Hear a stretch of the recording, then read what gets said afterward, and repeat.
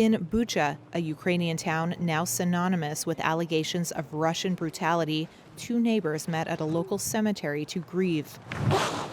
One lost her husband, the other her son. The sense of loss magnified on Friday, which marked 1 year since Moscow's forces invaded. And there are little to no signs a diplomatic breakthrough might end the fighting anytime soon. Mr. President, life is a living hell for the people of Ukraine. United Nations Secretary General Antonio Gutteres marked the anniversary with an address to the Security Council, calling Russia's invasion a blatant violation of international law, and said that diplomacy and accountability is needed. We must prevent further escalation. We must all encourage every meaningful effort to end the bloodshed and, at long last, give peace a chance. The latest proposal to de-escalate came from China, a country that has not condemned what Russia calls its special military operation. Beijing on Friday called for a comprehensive ceasefire as part of a 12-point plan on the war. And while Ukrainian President Volodymyr Zelensky did welcome some elements of the proposal, he said any negotiation needed to require the withdrawal of Russian troops.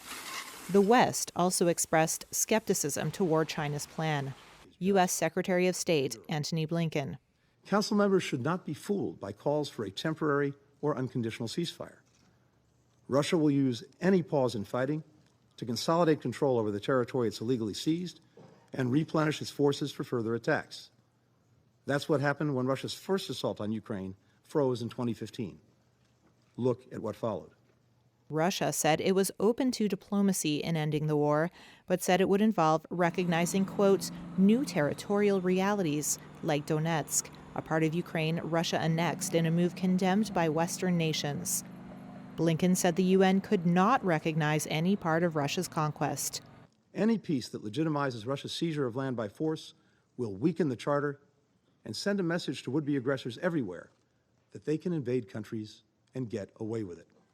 Protesters outside of the UN were sending messages of their own, with signs that read, "Kick Russia out of the UN," and "If we don't end war, war will end us." Which is very true.